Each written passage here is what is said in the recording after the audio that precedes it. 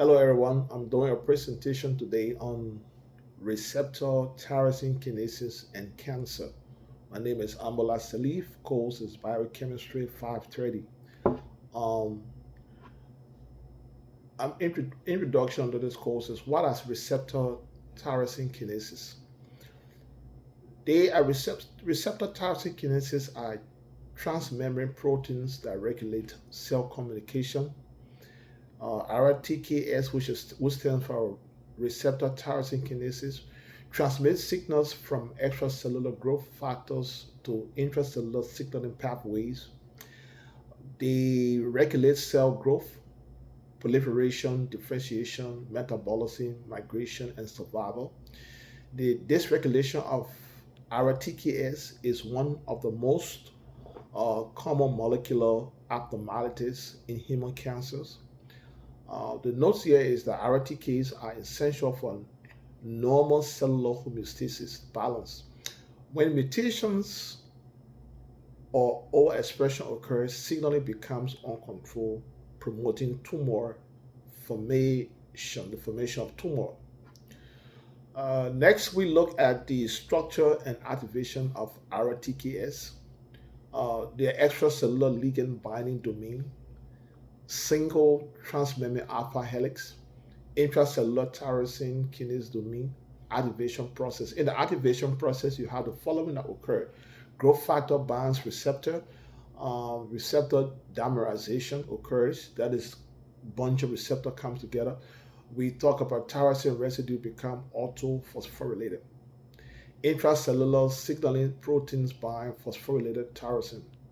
The note here or the essence here is that autophosphorylation creates docking sites for signaling proteins that regulate multiple cellular responses.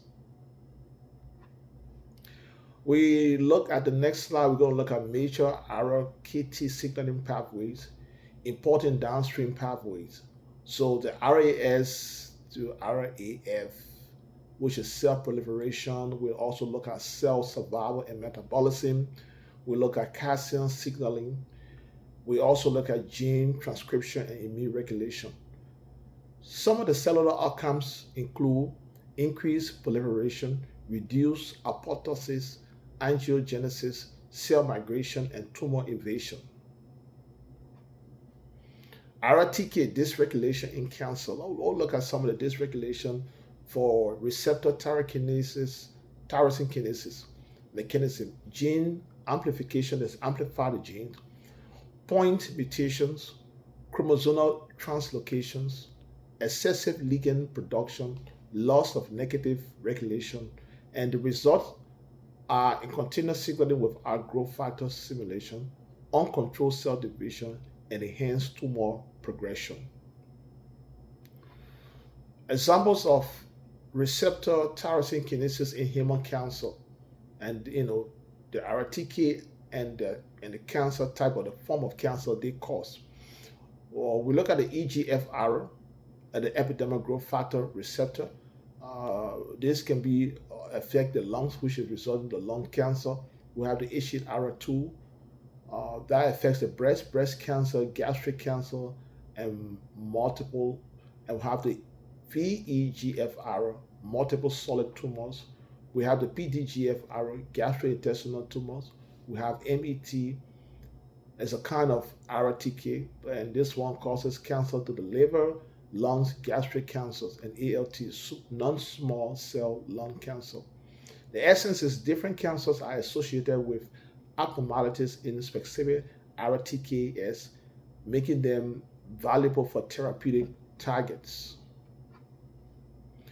EGFR signaling in cancer, and that is the epidermal growth factor receptor, and that's what EGFR means, epidermal growth factor receptor.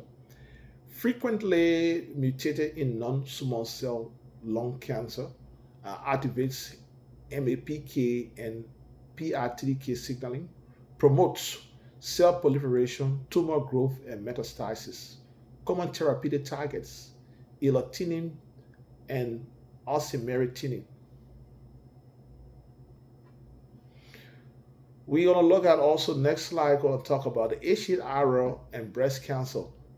So HER2 amplification occurs approximately in every 15 to 20% of breast cancers, causes excessive receptor signaling associated with aggressive disease, and we have a targeted therapies which includes the trastuzumab and the deruxtecan. Clinical importance: targeted HER2 therapy has significantly improved patient survival. So next slide, we're going to talk about targeted therapy against RTKS and types of RTK inhibitors. Monoclonal antibodies bind extracellular receptors, prevent ligand binding. Tyrosine kinase inhibitors, they block the ATP binding site, which is adenosine triphosphate site, prevent phosphorylation.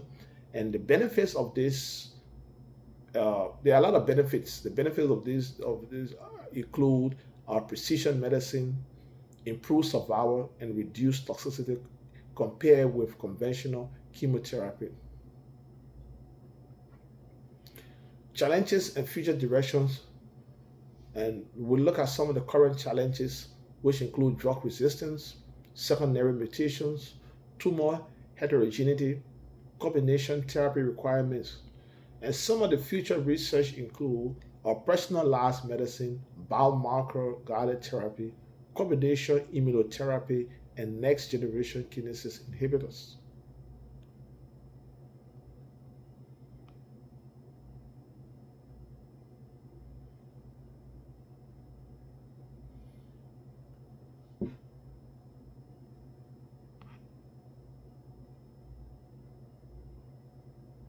At the conclusion, receptor tyrosine kinases regulate essential cellular signaling pathways. This regulation contributes directly to cancer initiation and progression. Understanding RTK biology has transformed cancer treatment. Targeted therapies have improved outcomes for many cancers, and continued research is needed to overcome therapeutic resistance and improve personalized cancer care. And then next we have these are my references with sites and more reading on these topics. Thank you.